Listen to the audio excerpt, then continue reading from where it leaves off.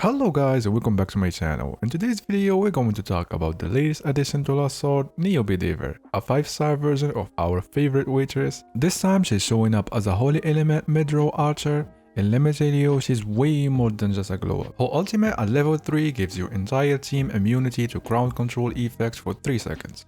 That's right, no stuns, freezes, or annoying debuffs during crucial moments. But that's not all. Her active skill becomes instant cast, no animation delay, and it gets a 5 seconds cooldown, letting you spam it like crazy and also apply root on enemies. On top of that, she gains a special buff that increases her final damage dealt by that active skill, increasing her overall damage output. Her ultimate also deals 400% of her own attack as damage to all enemies. That's a massive AoE damage on top of all the utility she brings. Now here's the cherry on top. For 16 seconds after using her ultimate, she gets a passive buff that boosts her active skill damage by 60%. Her active skill is where the magic happens. It deals 360% of her own attack to enemies on front, and it also roots them for 1.5 seconds, preventing them from taking any action during that time. That's an incredibly powerful form of soft CC, especially in PvP or against some annoying bosses. They don't get any chance to damage you at all. This skill normally has 10 seconds cooldown, but don't forget, using her ultimate cuts its cooldown in half, from 10 down to just 5 seconds, and increases the final damage dealt by that skill, so it hits even harder during that period. Now let's talk about her passives. Her first one passively buffs your entire team with 10% critical hit chance and 56% attack increase. This is a huge offensive boost that benefits everyone on the field. Her second passive gives her healing utility as well. When she deals damage, she targets one ally with the lowest HP and heals them for 6% of the damage she just inflicted. This turns her into a passive healer that scales off her own DPS, perfect for keeping squishier units alive without needing a dedicated healer.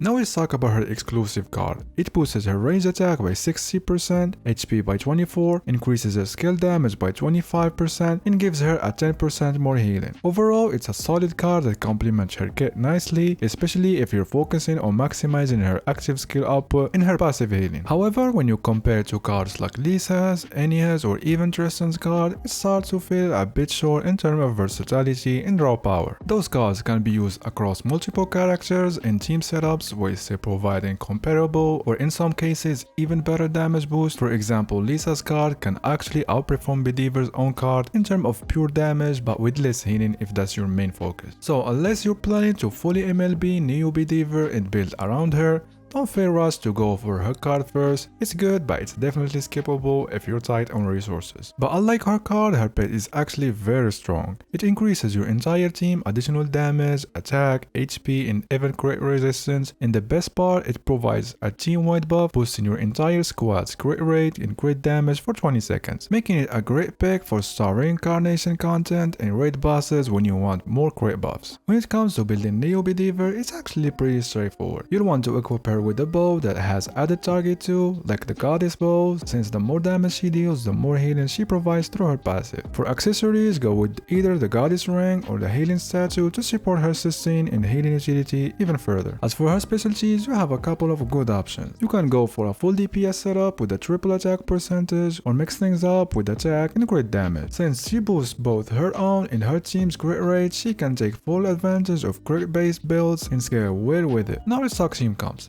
Neo Bedivere is what I called a pseudo sustainer. She gives your entire team crowd control immunity, deals a solid chunk of damage, and even brings healing to buff your entire team, though it's not quite enough to fully replace a main healer or a support unit. And because of that, she can be incredibly versatile and at the same time bit niche, and can be the best pick in many teams where avoiding CC is key. Her best teammates are units like Diane, Isabel, or Galahad. These help shore up her healing limitations and provide more team buffs and more sustain. Rhea is also a great pick to boost Bedivere DPS and amplify the damage of your other main carries. The last team slot is a flex. You can add a strong DPS like Tia, Lisa, Lancelot, and even Lua and Anissa. These characters will benefit from Bedivere's crit buffs and CC utility. Alternatively, you can use her in root teams with Vivian and Tristan. These comps are insane for PvP and also works great in boss fights against Medusa, for example, where keeping the boss locked down for the entire fight gives you a major advantage to avoid their annoying mechanics. As you can see, Neo Bedivere is a very solid unit, but she's also a bit niche. She's not a main DPS, so don't expect her to outdamage your strongest carries.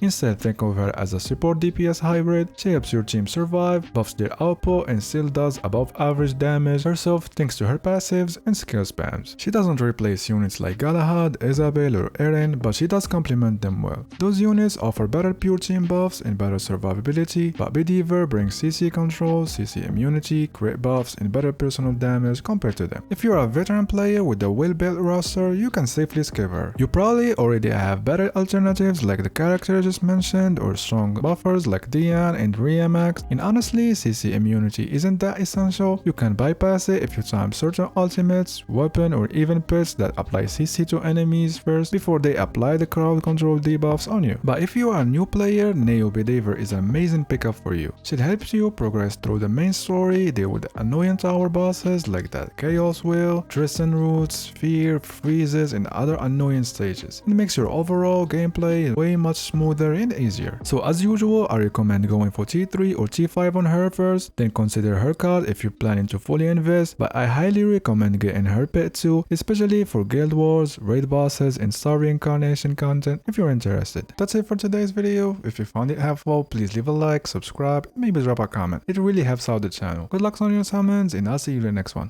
Bye.